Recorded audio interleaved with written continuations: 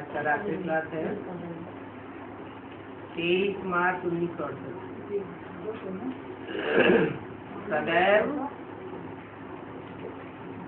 गुणों को ग्रहण करना चाहिए। इसको कहा जाता है गुणग्राहक। इसमें भी मुख्य गुण ग्रहण करना है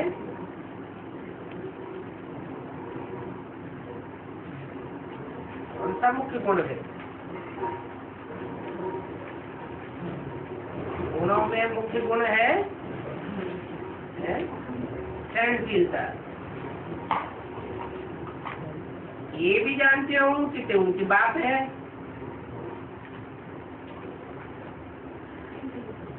वो तो मीठा है, लवली है ना। गाढ़ खाकर कहना ठीक है। ईश्वर प्रभु भगवान से भी फादर रखना ठीक है। फादर है तो सिद्ध होता है कि वर्षा जरूर देना होगा, क्योंकि बाप से तो वर्षा मिलता है।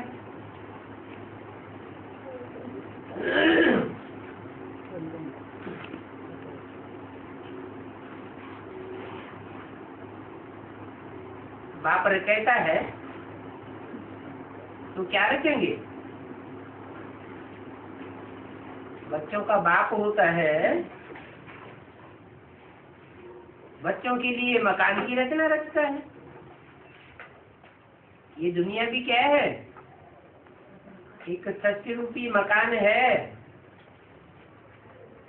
तो बाप पुराना मकान रचेंगे या नया मकान बना देंगे?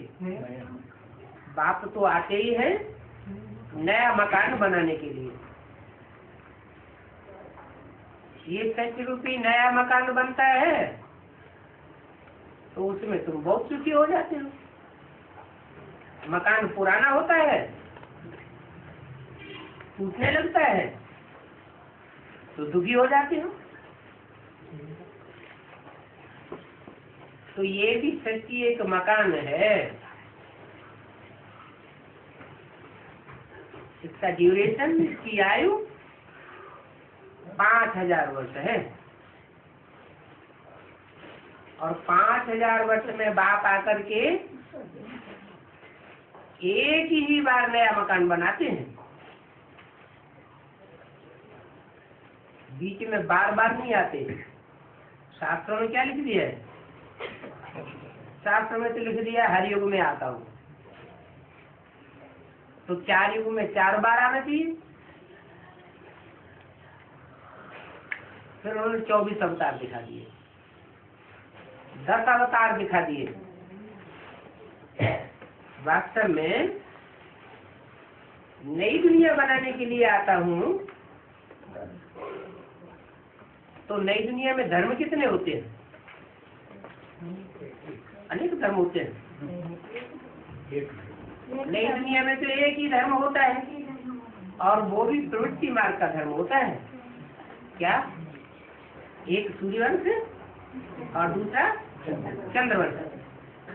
दोनों को मिलाकर एक ही देवी देवता सनातन धर्म बनता है। सूर्य और चंद्र दोनों का मेल हुआ तो देवी देवता सनातन धर्म बना। एक धर्म होता है, एक ही धारणा होती है, एक ही राज्य होता है, एक ही कुल होता है, एक ही मत और एक ही भाषा होती है। सबकी भाषा अलग अलग नहीं होती है। तो जरूर आपस में प्यार होगा। ऐसी नई दुनिया सिर्फ एक ही बाप है जो आकर रचते हैं, और वो बेहद का बाप है। ऐसे तो बेहद के 2 बाप हैं। एक मनुष्य सृष्टि का बाप और दूसरा आत्माओं का बाप। लेकिन मनुष्य सृष्टि का बाप जन्म मरण के चक्र में आता है। क्या? और जो आत्माओं का बाप है आत्मा अविनाशी है, आत्माओं का बाप भी अविनाशी है, परंतु वो जन्म मरण के चक्र में नहीं आता है। इससे क्या होता है? वो जन्म मरण के चक्र में नहीं आता है, इसलिए वो इस सृष्टि पर फिर से एक ही बार आता है। और आकर के जो भी मनुष्य आत्माएं हैं, जो भी आत्माएं हैं जन्म मरण के चक्र में आने वाली, कौन से चक्र से पसार होती है? सतो प्रधान, सतो सामान्य, रजो और तमो। इस दुनिया की कोई भी चीज ऐसी नहीं है, इस दुनिया में भ्रमण करने वाली कोई भी ऐसी आत्मा नहीं है जो चार अवस्थाओं से पसार न होती है। एक सुप्रीम सोल बाप ही है जो चार अवस्थाओं से कभी पसार नहीं, वो सदैव सतो प्रधान है। उसको कहते हैं सत्य चित्त आनंद, सदैव सत्य है, असत्य कभी है ही नहीं, झूठा नहीं है। सत्य है तो सुख का सागर कहा जाता है। जो झूठ होते हैं वो दुख देते हैं। सत्य से सुख होता है, झूठ से दुख होता है। तो जो भी आत्माएं हैं वो सब सत्य से झूठी बन जाती है। सत्युग में सच्ची थी, फिर चार अवस्थाओं से पसार होते होते चार युगों में जन्म लेते लेते कलयुग के अंत में आकर सब झूठे हो जाते, दुखी हो जाते। ऐसी दुखी आत्माओं को फिर सुखी बनाने के लिए उसे एक सत्य बाप को आना पड़ता है। उसको अंग्रेज लोग कहते हैं ट्रुथ गॉड फादर।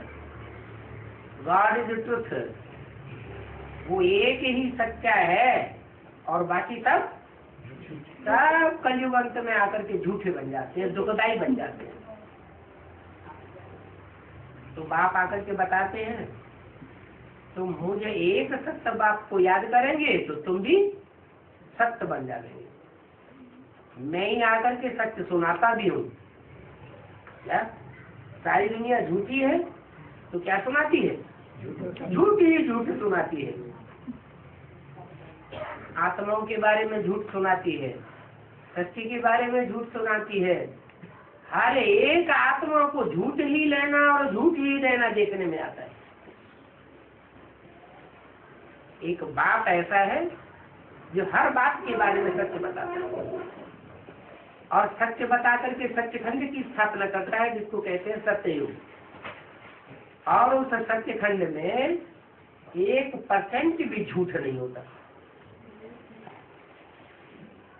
जो पहला परिवार की इकाई स्थापन होगी उसमें सब सूर्यवंशी होंगे, एक भी दूसरे वंश का नहीं होगा। सच्चा सोना होगा, मिक्स तो होगा ही नहीं। फिर ये कहाँ से आ जाता है मिक्स? झूठ की मिक्सचैटी कहाँ से हो जाती है? नहीं, सत्य के आज से ही आत्माएं ऊपर से उतरना शुरू हो जाती है। परंतु जो और आत्माएं उतरती हैं, बाप ने तो सत्य की स्थापना की, 100% सच्चा परिवार बनाया, लेकिन 100% सच्चे परिवार में बाद में जो भी आत्माएं उतरी वो सब नंबरवार झूठ लेकर के कम ताकत वाली उतरती है। पूरी पावर वाली, पूरी सच्चाई की पावर वाली नहीं उतरती। बाप तो आकर के सच्चा परिवार स्थापन कर देते हैं। कितनी आत्माओं का परिवार होता है? 9 लाख में तो सब धर्म के बीज है। 108 में भी 9 और 12 का गुणा किया, 12 के 9 ग्रुप हैं। क्या 9 धर्मों में 12 राशियों के टोटल 12 नेमा 108 आत्माएं हैं, वो एक जैसी तो हो ही नहीं सकती। जो पहले सूर्यवंशी 12 हैं उनमें भी सब एक जैसे नहीं, उनमें भी 3 प्रकार के हैं। एक है स्थापना करने वाले, दूसरे है विनाश करने वाले, और तीसरे हैं पालना करने वाले। 12 में भी 3 प्रकार के हैं। स्थापना करना भी अच्छा है, पालना करना भी अच्छा है, लेकिन विनाश करना तो अच्छा नहीं। वो डिस्ट्रक्टिव बात है। डिस्ट्रक्शन कैसे होता है? इम्प्योरिटी से होता है डिस्ट्रक्शन, और प्योरिटी से होता है कंस्ट्रक्शन और पालना। तो जो 8 हैं, 4 है पालना करने वाली विशेष आत्माएं और 4 है स्थापना करने वाली विशेष आत्माएं। ये 8 तो पक्के सूर्यवंशी ऐसे हैं जो आज से लेकर के कलयुग के अंत तक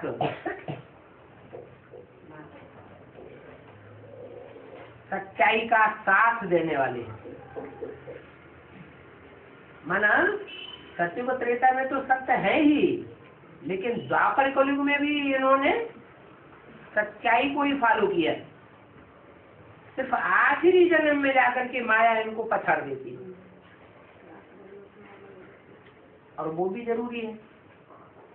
अगर कोई नीचे नहीं गिरेगा तो ऊंचा भी नहीं हो सकता। अंधेरे का जिसको ज्ञान नहीं होगा उसको उजाले का भी ज्ञान नहीं हो सकता। अंधेरा और उजाला दोनों सृष्टि पर होते हैं। दिन होता है तो रात भी होती है, दुख की दुनिया होती है तो सुख की दुनिया भी होती है।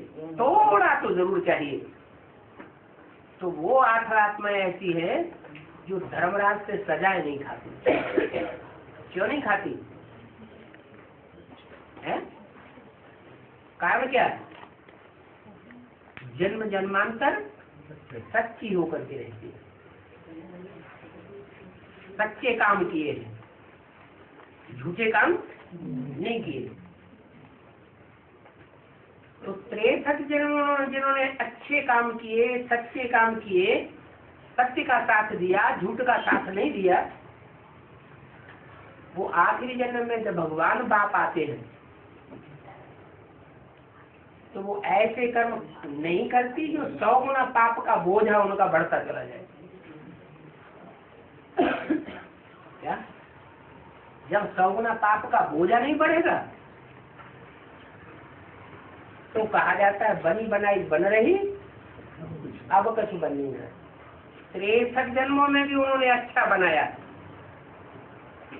तो आखिरी जन्म में जब भगवान आता है तो भी उनको सतबुद्धि मिलेगी या दुर्बुद्धि मिलेगी। अच्छे कर्म किए हैं तो बुद्धि भी अच्छी मिलती है। अच्छी बुद्धि होने के कारण भगवान बाप को जल्दी पहचान लेती, पहचानती भी है, फिर मानती भी है, फिर उसके बताए हुए रास्ते पर चलती भी है। इसलिए वो ऐसी 8 आत्माएं है जो धर्मराज के डंडे नहीं खाती। बाकी जो 9वीं आत्मा है वो कौन से ग्रुप से है? स्थापनाकारी, पालनाकारी या विनाशकारी है? 12 का ग्रुप है ना, पहला 12 सूर्यवंशी है ना पहले ग्रुप में। तो उनमें 4 है स्थापनाकारी, 4 है पालनाकारी और 4 है विनाशकारी। तो विनाशकारियों में से जो एक है वो 9वां, दूसरा है 10वां, तीसरा है 11वां और चौथा है 12वां। ये 4 आत्माएं पक्की सूर्यवंशी होने के बावजूद भी, बाप के डायरेक्ट बच्चे होने के बावजूद भी, पहले एडवांस ज्ञान लेने के बावजूद भी सजाएं खा जाते हैं। बस समझो यहीं से दुनिया का पतन हुआ। तो क्योंकि आज में जो 8 आत्माएं हैं वो श्रेष्ठ है, 100% श्रेष्ठ परिवार की रचना करने वाली, 9वीं 10वीं 11वीं 12वीं है सूर्यवंशी। लेकिन वो जब उतरते हैं तो कुछ न कुछ जैसे भरा भरा हुआ हो दूध का, और उसमें एक बूंद सर्प का विष डाल दिया जाए तो सारा क्या हो जाता है, धीरे धीरे फैलते फैलते सारा घड़ा विष बन जाता है। तो पहले ग्रुप में ही ये 4 ऐसे डिस्ट्रक्टिव हैं जिनका असर सत्युग त्रेता में दिखाई नहीं पड़ता है, परंतु असर होना शुरू हो जाता है। क्या असर होना शुरू हो जाता है? तो धीरे धीरे संग का रंग फैलता रहता है, और जो उसके बाद जो आत्माएं उतरेंगी वो ज्यादा सजा खाने वाली उतरती है या कम सजा खाने वाली उतरती है, और ही जागती सजा खाने वाली आत्माएं उतरती है। ऐसी ऐसी आत्माएं उतरती है जिन्होंने जन्म जन्मांतर और ही ज्यादा बुरे कर्म किए हैं। बुरे कर्म करने से बुद्धि अच्छी बनती है या दुर्बुद्धि बनती है? मान लो कोई पहली बार अपने जीवन में पहली बार गाय काटना शुरू करे, पहले नहीं काटी कभी, और पहली बार गाय काटी, तो उसकी आत्मा उसको गवाही देगी कि गाय हमने ठीक काटी या गलत काटी। अंदर से पाप महसूस होगा या नहीं होगा? होगा। पहली बार तो जरूर होगा और ज्यादा होगा। फिर दूसरी बार भी काटी, लोभ में आ गया तो उतना फीलिंग नहीं आती। फिर तीसरी बार काटी, फिर और कम फीलिंग आएगी। ऐसे करते करते उसके संस्कार बन जाते हैं पाप कर्म के। जो पाप कर्म के संस्कार बन गए तो इससे क्या साबित हुआ? बुद्धि खराब हो गई या बुद्धि अच्छी बनी? बुद्धि खराब हो गई।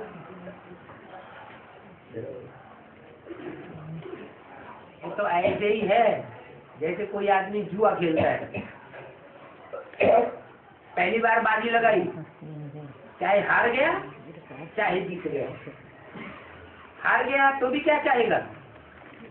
है? तो भी चाहेगा हार गए, अच्छा अगली बार जीत लेंगे।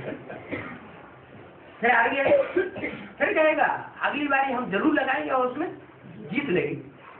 हारता चला जाता और सारा ही हार गया। ऐसे जीतने वाला क्या करता है? उसको और लोभ बढ़ता है, और जीतो, सारी दुनिया अपने अंदर में आ जाए। तो ऐसी ये कर्मों की बुरी गति है। भगवान बाप आकर के सिखाते हैं कौन सा कर्म करना चाहिए और कौन सा कर्म नहीं करना चाहिए, कौन सा सत्कर्म है और कौन सा असत्कर्म। कर्म अकर्म विकर्म की थ्योरी बाप आकर बतलाते हैं, लेकिन बतलाते तो है, लेकिन वो ज्ञान कर्मों का किसकी बुद्धि में टिकता है और किसकी बुद्धि में नहीं टिकता है। कहते हैं सोने के पात्र में शेरनी का दूध टिकता है, नहीं तो मिट्टी के पात्र को फोड़ करके निकल जाता है। कोई दूसरा भी पात्र हो, काठ हो, लकड़ी का पात्र हो, चांदी भी हो, तांबा भी हो, तो भी थोड़ा टाइम ज्यादा लगेगा, लेकिन वो फोड़ के निकल जाएगा। सिर्फ सोना है, वो भी सच्चा सोना होगा तो शेरनी का दूध टिकेगा। ऐसे ये बुद्ध रूपी पात्र है जिन्होंने जन्म जन्मांतर अच्छे कर्म किए हैं, और अच्छे कर्म भी क्यों किए हैं? क्योंकि भगवान बाप जब इस सृष्टि पर आते हैं तो भगवान बाप की श्रीमत को उन्होंने पक्का पक्का फॉलो किया, वो संस्कार अपनी आत्मा में डाल लिए अच्छा कर्म करने के। वो अच्छे कर्म करने के संस्कार उनके जन्म जन्मांतर काम आते हैं। सत्य त्रेता में तो अच्छे बुरे की बात ही नहीं, वहां तो आत्मिक स्थिति रहती है, इसलिए कर्माकर्म हो जाते हैं। लेकिन द्वापर युग से भी जब देवभान बढ़ता है, आत्मिक स्थिति क्षीण हो जाती है, उस समय भी वो श्रेष्ठ आत्माएं अच्छे का साथ देती है, बुरे का साथ नहीं देती। तो बुद्धि शुद्ध की शुद्ध बनी रहती है। तो देखो बुद्धि का वरदान कितना बड़ा वरदान है। हर आत्मा जब से जन्म लेती है, बड़े से वरदान अपने साथ कौन सा वरदान लेकर के आती है? बड़े से बड़ी दात कौन से मनुष्य आत्मा लेकर के आती है? जन्म से ही बुद्धि की दात है। हर आत्मा को बुद्धि की दात जन्म से ही मिलती है। उनको अच्छी बुद्धि मिलती है और कोई को खराब बुद्धि मिलती है। और संगम युग में तो इस बुद्धि का बहुत ही महत्व है। जितना सोने की बुद्धि रूपी पात्र होगा, उतना जन्म जन्मांतर की प्राप्ति ज्यादा होगी। और जितना ये पात्र मिट्टी का होगा, कम वैल्यूबल होगा, उतना प्राप्ति भगवान के आगे कम होगी। वर्षा तो मिलता है भगवान बाप से ही, लेकिन वर्षा जो है अपने पूर्व जन्मों के कर्मों के आधार पर मिलता है। और पूर्व जन्मों के आधार पर बुद्धि बनती है। बुद्धि माने ही आत्मा। क्या कोई कहे कि आत्मा क्या बनती है? नहीं, आत्मा तो बनी बनाई है, बनती नहीं है। लेकिन आत्मा में अच्छे बुरे कर्मों के संस्कार भरे रहते। एक प्रकार का बीज है। वो बीज जैसी जैसी धरणी मिलती जाती है, वैसे वैसे अपना फल देता जाता है। हम सब आत्मा बीज हैं। क्या एक बोरा जैसे बीज होता है गेहूं का, खेत में डाल दिया जाए तो सब पौधे एक जैसे पैदा होंगे या अंतर होगा? अंतर होगा। कोई पौधा लंबा होगा, कोई पौधा छोटा होगा, कोई के बड़े पत्ते, कोई के छोटे पत्ते, कोई में 10 दाने, कोई में 20 दाने, कोई की छोटी जड़, कोई की बड़ी जड़। अंतर जरूर होगा। ऐसा एक बोरा गेहूं का 2 दाने भी नहीं होंगे जिनका पूरा पौधा दूसरे पौधे से मिलता जुलता है। ऐसे ही ये हर आत्मा एक प्रकार का बीज है और ये अविनाशी बीज है। ये बीज इसे सत्य रूपी रंगमंच पर जब आता है तो जैसा जैसा उसमें जन्म जन्मांतर का पार्ट भरा हुआ है, वैसा ही पार्ट बजाता रहता है। कोई कहे इसका जिम्मेवार कौन? क्या करें? तो भगवान ने ऐसी बुद्धि दी, तो क्या बुद्धि देने वाला भगवान है? भगवान एक एक को अलग अलग प्रकार की बुद्धि देता है। भगवान पक्षपात करता है क्या? भगवान तो पक्षपात नहीं करता। फिर ये अंतर क्यों हो जाता है?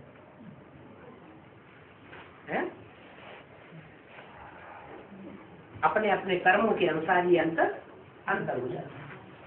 पूर्व जन्म में जैसे जैसे जिसने जो कर्म किए, वैसी वैसी उसको अगले जन्म में बुद्धि मिलती जाती है। कोई जन्म में आदमी पागल भी हो जाता है। जो पागल हो जाता है उसको कहे कोई प्राप्ति हुई? पागल की क्या प्राप्ति? पागल तो ज्यादा पागलपन सवार हो जाए तो विष्ठा भी खाने लग पड़ता है। ये कोई प्राप्ति हुई? तो बुद्धि का वरदान इस समय परमात्मा बाप से मिलता है, जिसको कहते हैं संगम युग। संगम युग में एक ही बार बाप आते हैं और आकर के हर आत्मा को बुद्धि का वरदान देते हैं। बुद्धि रूपी बर्तन अब कोई मिट्टी का बनाए और चाहे कोई सोने का बनाए, सच्चा बनाए। सोना बने सच्चाई। सच्चा बर्तन कैसे बनेगा? जैसे जैसे भगवान बाप ने बोला है, बिना किसी चालाकी के वैसे ही वैसे कर्म करना, उससे बुद्धि का पात्र सच्चा बनेगा। भगवान ने कहा एक और कुछ न कुछ दूसरे मन मत मिक्स करके, मनुष्यों की मत मिक्स करके किया दूसरा। जैसा बोला वैसा नहीं किया, कुछ न कुछ मन मत मिक्स की, तो बुद्धि भी मिक्स हो जाती है। बुद्धि का जो पात्र है सच्चा सोने का पात्र नहीं रहता। सच्चा सोने का पात्र बना के रखना है तो आदि से लेकर के अंत तक भगवान बाप के जो दिए हुए डायरेक्शन है, श्रीमत है, उसमें कोई भी प्रकार की मिस्टेक किए बगैर सच्चाई से अपने जीवन में चलते रहना चाहिए। परंतु माया है? माया नहीं चलने देती। माया क्या है? माया क्या चीज है? माया कोई अलग चीज नहीं है। हमारे अंदर की जो कमजोरी है वही तो माया है। 63 जन्मों में हमने जो गलत गलत काम किए हैं, किसी के साथ तो किए होंगे। जिन जिन आत्माओं के साथ गलत काम किए हैं वही आत्माएं मायावी रूप धारण करके, चाहे पुरुष रूप में, चाहे स्त्री रूप में, चाहे कोई पदार्थ के रूप में हमारे सामने आती है और हमारी परीक्षा हो जाती है। मायावी रूप आता है और हमको श्रीमत से नीचे गिरा देता है। तो जिम्मेवार कौन हुआ? माया नहीं जिम्मेवार। माया कोई जिम्मेवार नहीं। माया माने हम खुद ही जिम्मेवार हुए। जो आत्मा हमारे सामने आई मायावी रूप धारण करके, उससे संबंध किसने जोड़ा? कब जोड़ा? पूर्व जन्म में हमने ही तो जोड़ा। हमने ही तो उसको आमंत्रित किया। नहीं तो बाप ने तो हमको सिखाया है, एक बाप दूसरा कोई। लेना है तो एक बाप से, देना है तो एक बाप को, बात करना है तो एक बाप से। माना बुद्धि का कनेक्शन लगातार एक के साथ जुड़ा रहे। दूसरों के साथ व्यवहार करना है लेकिन लगाव पूर्वक से व्यवहार नहीं करना। तो ऐसी स्टेज पर जो आत्माएं पहुंचती हैं और पहले पहले पहुंचती हैं, कौन सी से? एक बाप दूसरा कोई। उन 8 आत्माओं की गिनती पहले कर ली जाती है। ये भगवान के स्कूल में पढ़ने वाले, अच्छा पद पाने वाली 8 आत्माएं हैं। इनको कहते हैं स्कॉलरशिप लेने वाली। ऐसा स्कॉलरशिप है जिसमें कोई भी त्रुटि नहीं है। जन्म जन्मांतर के लिए बड़ी भारी प्राप्ति होती है, बहुत ऊंच पद मिलता है। तो सिर्फ राजाएं नहीं है क्या? ये वो श्रेष्ठ आत्माएं हैं जिन्होंने अनेक जन्मों में महाराजा पद पाया है, राजाओं के भी राजा बने। तो बुद्धरूपी पात्र कितना श्रेष्ठ बन गया? किस आधार पर बना?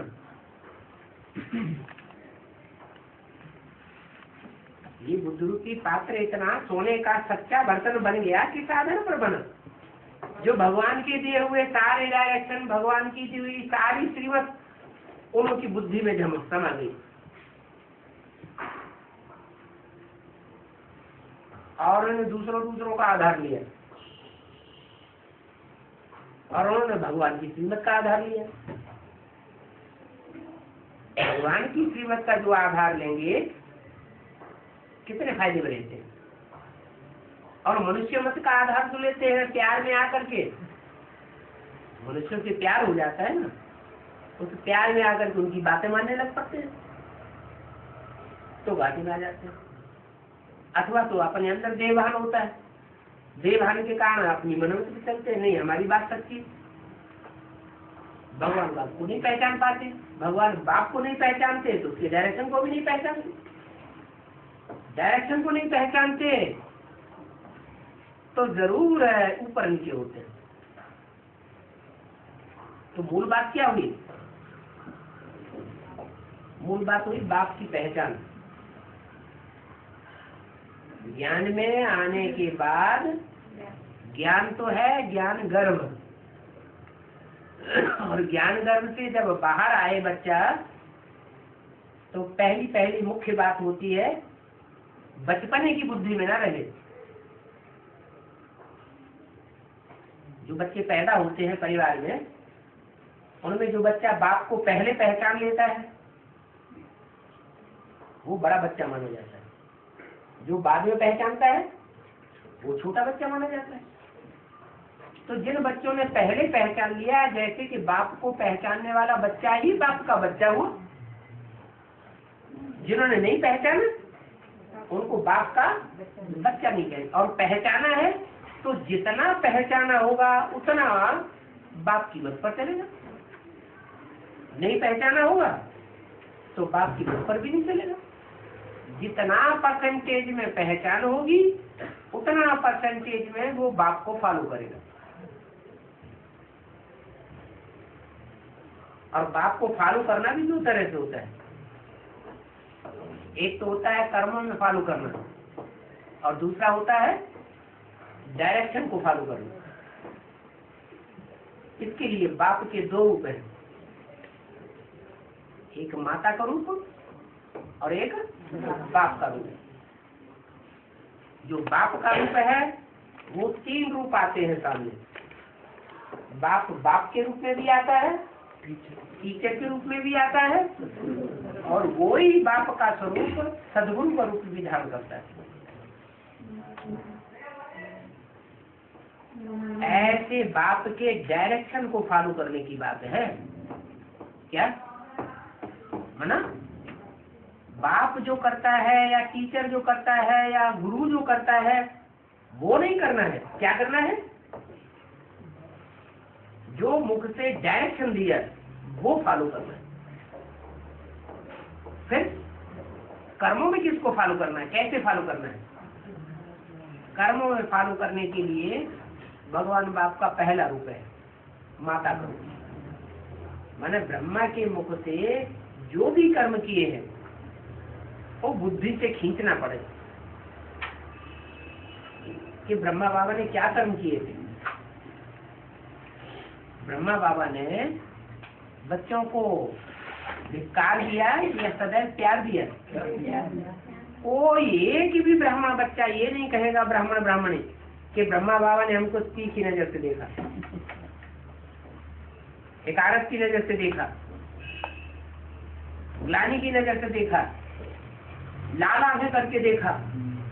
एक बच्चा भी हो कोई ऐसा जिसने ब्रह्मा के जीवन में ये अनुभव किया हो कि बाबा ने हमको प्यार नहीं दिया, एक भी नहीं निकलेगा।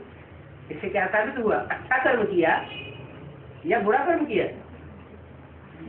दूसरों को प्यार देना अच्छी बात है या बुरी बात है?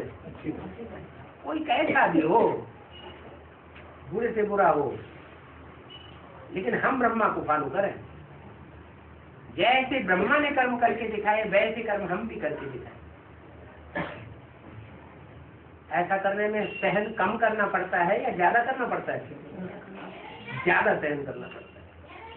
इसीलिए दुनिया में जो भी माताएं हैं वो इस बात को जानती हैं, फॉलो कर रही हैं। क्या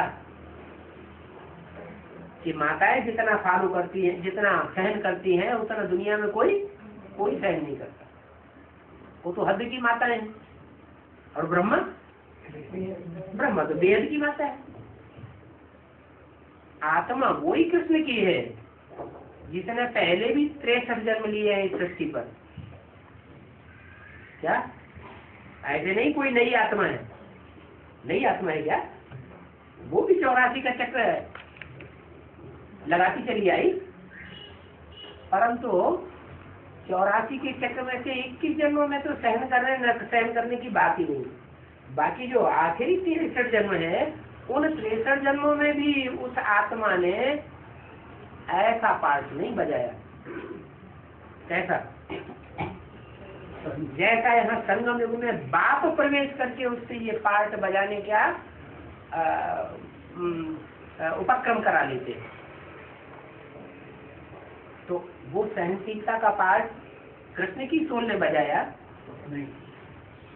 या शिव ने बजाया? शिव ने बजाया। लेकिन वो तो पार्ट का उजूरा किसको मिलता है?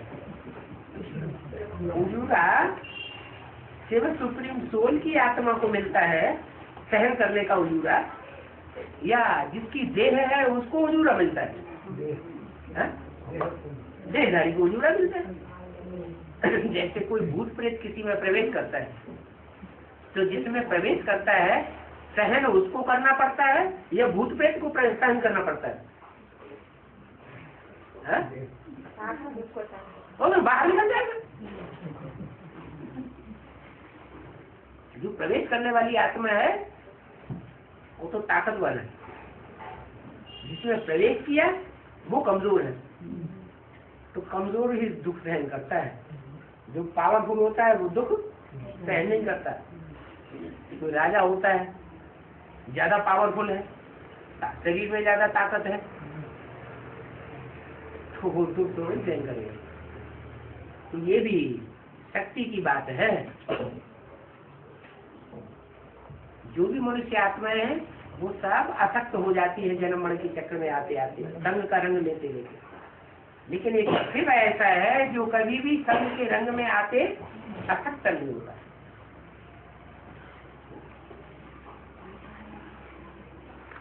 भगवान आता है तो एक के साथ संबंध जोड़ता है या अनेकों के साथ संबंध जोड़ता है? एक के साथ संबंध जोड़ता है। एक ब्रह्मा के ही साथ संबंध जोड़ा है? नहीं, ब्रह्मा में तो प्रवेश किया, ब्रह्मा के रूप में पार्ट बजाया, माँ के रूप में पार्ट बजाया, लेकिन संबंध तो माँ के रूप में ढेर सारे बच्चे हैं जो माँ के रूप में उसे देखते हैं। तो माँ और बच्चे का संबंध बहुतों का बना या थोड़ों का बना? बहुतों का बना। लेकिन कृष्ण की सोल को आकर्षण होता है बच्चों का, मोह आता है बच्चों का। सुप्रीम सोल शिव की आत्मा को कोई भी बच्चे का मोह नहीं आता।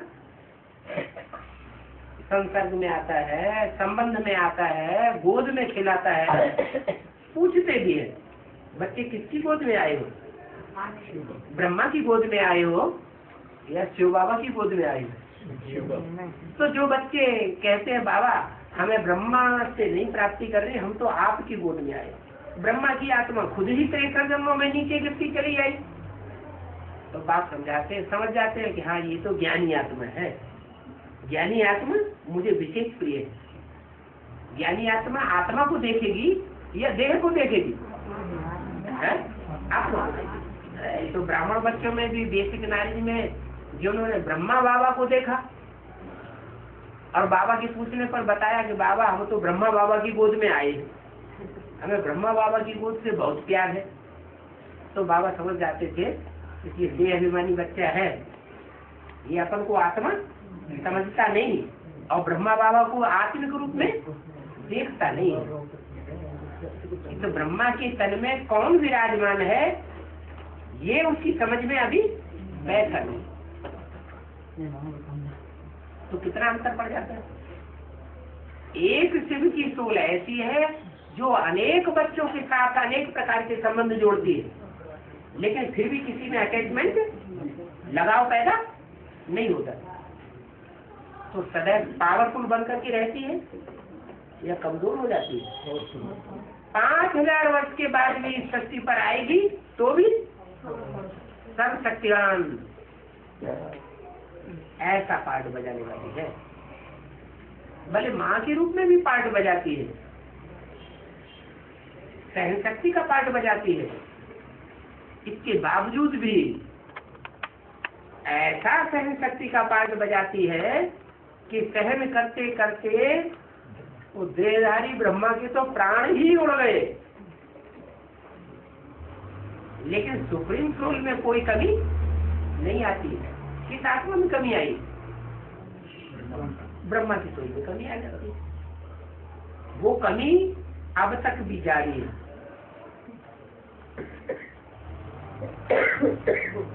कैसे? गुंजाइश आदि में बार बार क्यों प्रवेश करने जाते हैं? अभी कृष्ण की सोल कहो, ब्रह्मा की सोल कहो, पढ़ाई पढ़ रही है या नहीं पढ़ रही है? पढ़ाई पढ़ रही। तो जो पढ़ाई पढ़ रही है उसका मूल उद्देश्य क्या है? नष्टो मोहा स्मृति लब्धा। तो बच्चों से मोह नष्ट हुआ है क्या? अगर बच्चों से मोह नष्ट हुआ होता तो फिर बार बार वही अज्ञानी बच्चों में नहीं जाके घुसते। जैसे आजकल की माताएं होती है ना, ज्यादा छोटे बच्चों को प्यार करती है या बड़े बच्चों को ज्यादा प्यार करती है? छोटे बच्चों का मोह नहीं जाता। ये भी जानती है कि ये छोटे बच्चे बड़े होकर मेरी परवरिश नहीं करेंगे। माँ की परवरिश कौन से बच्चे करेंगे? जो बड़ी उम्र के हो चुके हैं उनसे आशा है कि परवरिश करेंगे। छोटे बच्चे तो छोटे हैं, फिर भी ज्यादा मोह कौन से बच्चे की तरफ जाता है? छोटे बच्चों की तरफ मोह जाता है। अब यहाँ ज्ञान में छोटे बच्चे कौन है? ब्राह्मणों की दुनिया में छोटे बच्चे किन्हें कहें और बड़े बच्चे किन्हें कहें? जिनमें बाप की पहचान है वो बड़े बच्चे, और जिनको बाप की पहचान ही नहीं होती वो छोटे बच्चे। जिनमें ज्यादा ज्ञान है तो समझा जाता है बड़ा है, जिसमें ज्ञान कम है तो समझा जाता है। यहाँ कोई उम्र की बात नहीं है। बाबा तो कहते हैं कोई 7 दिन का बच्चा भी है ज्ञान में आया हुआ, नया नया सालों ज्ञान में जो चल रहे हैं उनसे ज्यादा सीखा जा सकता है। ज्ञान में सीखा किस आधार पर जाते हैं?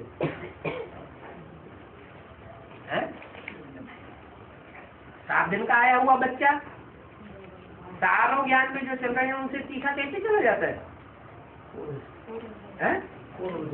हाँ, पूर्व जन्म में वो आत्मा पहले भी ज्ञान ले चुकी है। वो ब्राह्मणत्व के संस्कार लेकर के आई है दूसरे जन्म में, इसलिए वो लास्ट में आने पर भी फास्ट चली जाती है। तो यहाँ भी छोटे बच्चे हैं, बड़े बच्चे भी। छोटे बच्चे हैं वो अभी भी प्राइमरी स्कूल की पढ़ाई पढ़ रहे हैं, और जो बड़े हो गए वो कॉलेज में उनकी पढ़ाई पढ़ रहे हैं। उनकी पढ़ाई पढ़ करके उनके पद भी डिक्लेयर होना शुरू हो गए। जैसे कोई ICS है, AIS IAS इम्तिहान पढ़ लेते हैं ना, तो ऊंची डिग्री है तो बड़े बड़े ऑफिसर बन जाते हैं दुनियावी तरीके से। ऐसे ही ईश्वरीय पढ़ाई में भी ये ऊंचे से ऊंच मर्तबा है 8 का, पास ऑनर होने वालों का। ये ऐसे बच्चे हैं कि एक बार ऊंच पद नहीं लेते हैं, क्या अनेक जन्मों में ऊंच पद धारण करते हैं। तो बड़े बच्चे हैं ज्ञान के आधार पर, और ज्ञान भी एक तरह का नहीं कि ज्ञान सुनने सुनाने का ज्ञान हो तो कहा जाए कि बहुत ज्ञानी है। क्या ब्रह्मा के द्वारा जो ज्ञान सुना गया और सुनाया गया वो सुनने सुनाने तक ही सीमित रहा, या कोई ने उसकी गहराई को समझा भी? समझा तो नहीं। जो समझेगा ही नहीं तो दूसरों को समझाएगा भी नहीं। तो एक ज्ञान होता है सुनने सुनाने तक सीमित रहता है, दूसरा ज्ञान होता है समझ भी लिया सुन भी लिया। ज्ञान को सुन लिया और बुद्धि में हजम भी कर लिया, समाय लिया, लेकिन प्रैक्टिकल धारणा में नहीं आया।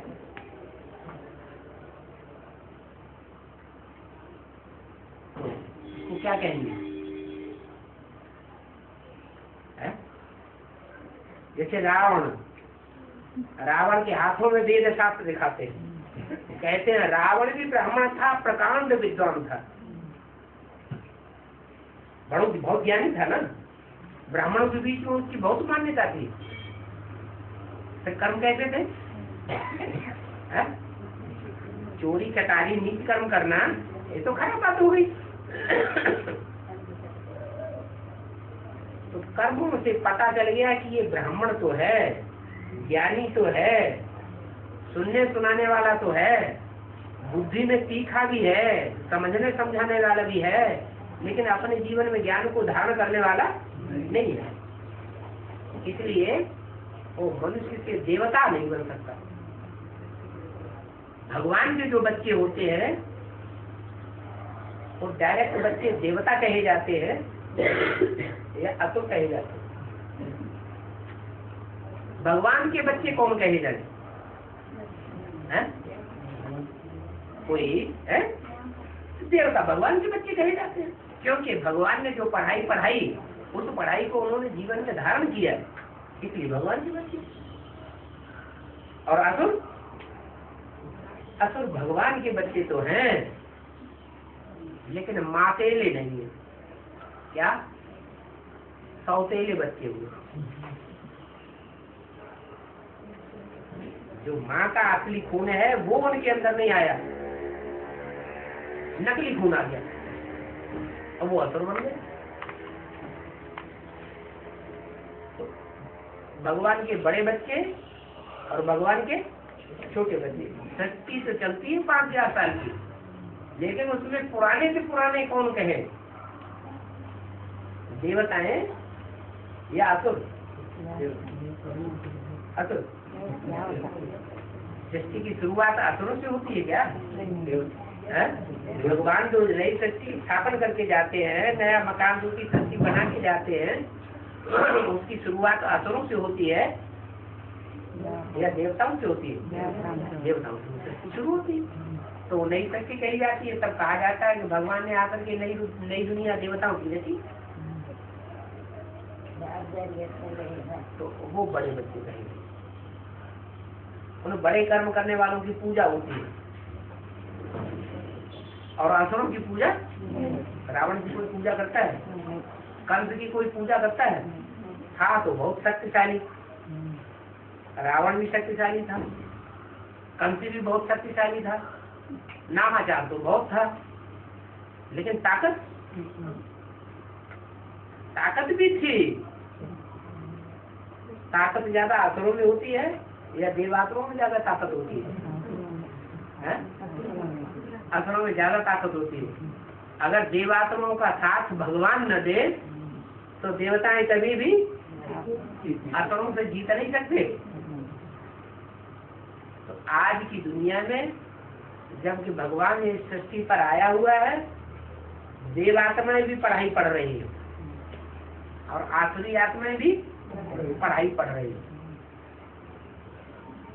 कोई ऐसे हैं जो ज्ञान को सुनते हैं और दूसरों को सुनाते हैं और बड़े प्रकांड विद्वान बन जाते हैं, बहुत मान मर्तबा लेते हैं। बेसिक नॉलेज में भी ऐसे हैं, क्या ज्ञान सुन रहे हैं अच्छा और ज्ञान दूसरों को सुना भी रहे हैं और दूसरों से खूब वाहवाही ले रहे हैं, बड़ा अच्छा ज्ञान सुनाता है। लेकिन कमी ये है कि भगवान बाप की धारणा नहीं थी। भगवान बाप कौन है ये बुद्धि में धारण नहीं कर पाया, बाप की पहचान अंदर से नहीं हो पाई, इसलिए असुरों की लिस्ट बन जाती है। फिर उससे भी बड़े असुर और हैं जो सिर्फ सुनते नहीं है, सुनाते नहीं है, समझ भी लेते हैं, ठीक है ठीक है, और दूसरों को समझा भी देते हैं। क्या वो और पावरफुल आत्मा है, लेकिन अपने जीवन में धारण नहीं करते, सबको बेवकूफ बनाते रहते हैं। न खुद प्योरिटी धारण करेंगे, तो जो खुद ही प्योरिटी को धारण नहीं करेगा, पवित्रता को धारण नहीं करेगा, सहनशीलता को धारण नहीं करेगा, उसका असर दूसरों के ऊपर पड़ेगा? नहीं पड़ेगा। तो दूसरों को धारण भी नहीं करा सकते, न खुद देवता बनते हैं और न दूसरों को बनाए सकते हैं, तो वो और बड़े राक्षस हैं। इसलिए बोला कि जब विनाश होगा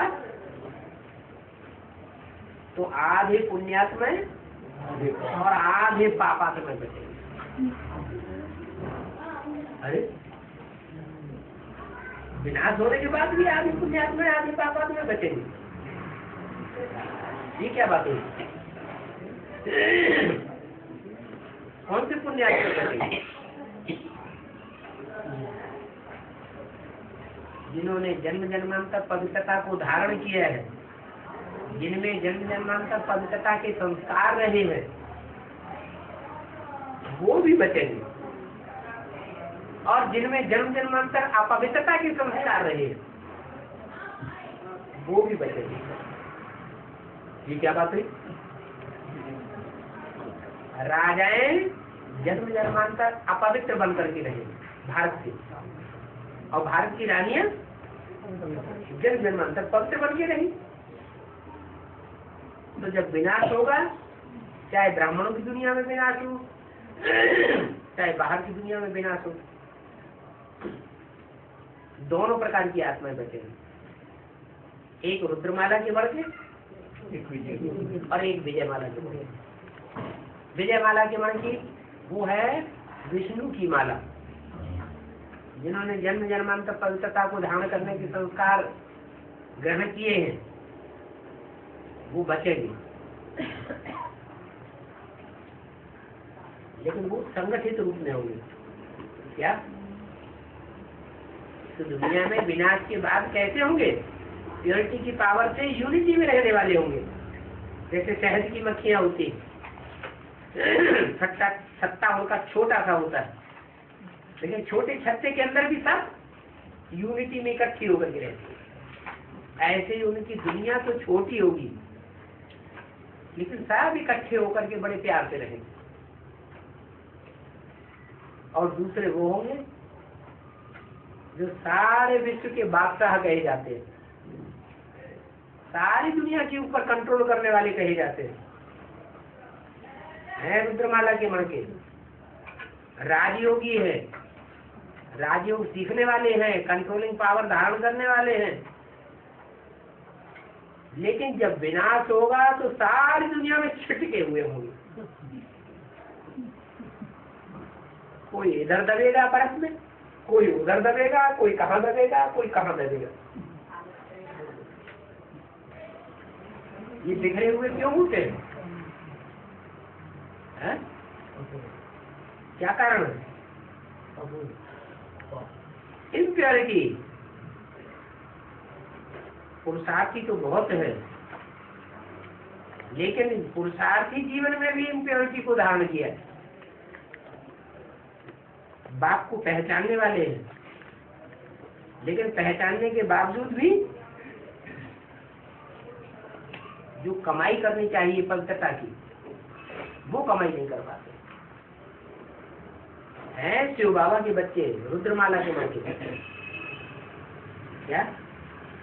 अब सवाल ये पैदा होता है कि शिव बाबा ऐसे बच्चों को राजा क्यों बना देता है? वो जन्म जन्मांतर के राजा बनते हैं और वो जन्म जन्मांतर की रानियां क्यों बनती हैं? उनमें ऐसा कौन सा विशेष गुण देख लिया और उनमें ऐसी कौन सी कमजोरी आ गई?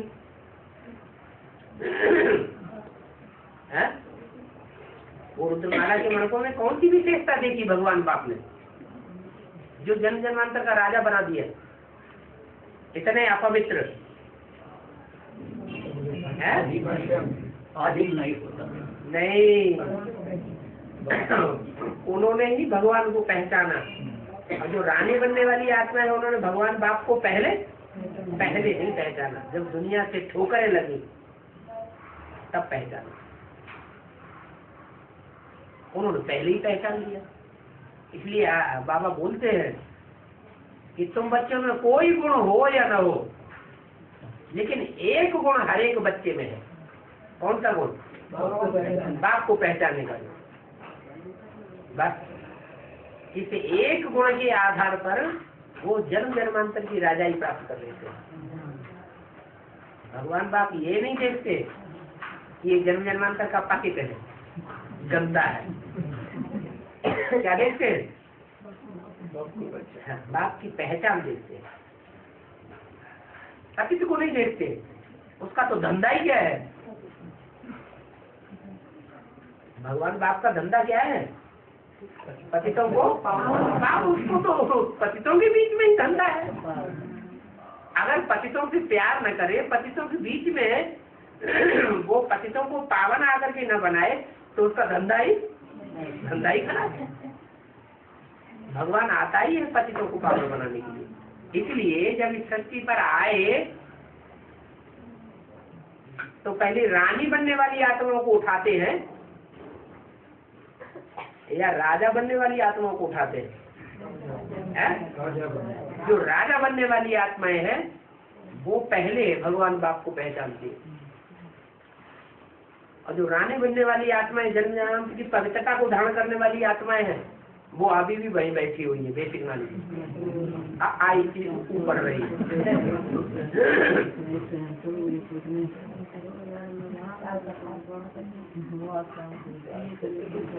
इसलिए भगवान के लिए बोलते हैं भगत लोग, तुम्हारी गतिमति तुम ही जानो।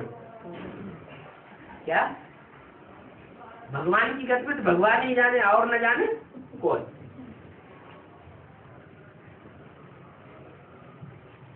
राजा बनना अच्छा या रानी बनना अच्छा? राजा बनना अच्छा। पति तमो प्रधान गंदे भिखारी।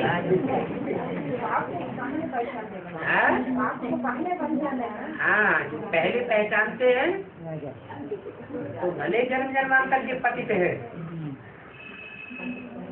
तुलसीदास जी ने गीत गाया एक, मैं पति तन को राजा। क्या अपने ही मुंह से अपने लिख दी, मैं पतितन को राजा। जितने भी पतित है इस दुनिया में, उन पतितों का सबसे बड़ा राजा कौन? मैं।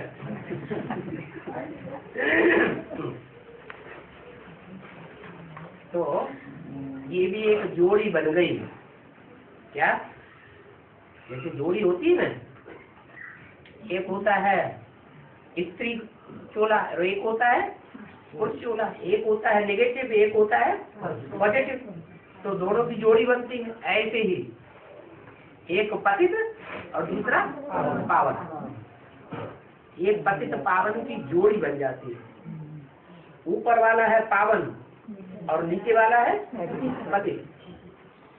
वो जन्म जन्मांतर का पावन और वो जन्म जन्मांतर का पतित। दोनों की युति बनती है तो आकर के प्रवृत्ति मार्ग स्थापन करते हैं। और प्रवृत्ति मार्ग में क्या था? अनेक जन्मों की प्योरिटी भर जाती है उनमें। एक जन्म की नहीं कि सिर्फ नर से नारायण बन जाएंगे बस उसी जन्म में पवित्र रहेंगे, नहीं। 21 जन्म की प्योरिटी उसमें भर जाती है। तो बाप आकर के ये वर्षा देते हैं। क्या?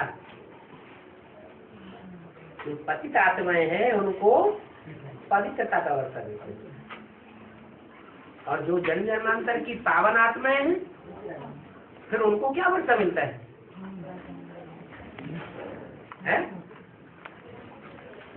उनको वर्षा मिलता है सुख का। इसलिए बोला है there is purity there is peace and prosperity. जितनी पवित्रता होगी उतना सुख होगा। तो राजाएं सुखी उतरे नहीं होते हैं जन्म जन्मांतर में।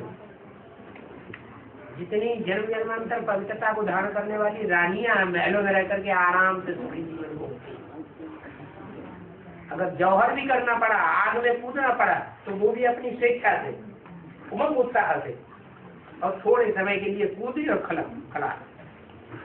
ज्यादा लंबे समय का दुख हुआ या थोड़े समय का, और वो भी खुशी खुशी संगठित रूप में उमंग उत्साह में आकर। तो अंतमते सुगति, श्रेष्ठ गति होगी या दुर्गति होगी? धर्म की रक्षा के लिए उन्होंने किया है। विधर्मी आकर के हमारे शरीर को हाथ न लगा दे, हमारा धर्म भ्रष्ट न कर दे। तो धर्म की रक्षा के लिए जन्म जन्मांतर जो रानियों ने जौहर किए हैं, वो जौहर उनकी पवित्रता को दिन दूना रात चौगुना और बढ़ाने वाला है। उनको सुख मिलता है और राजाओं को शोहरत मिलती है। मान मर्तबा किसको मिलता है? राजाओं को मान मर्तबा मिलता है, रानियों को जन्म जन्मांतर का सुख मिलता है। ये अंतर है। ओम शांति।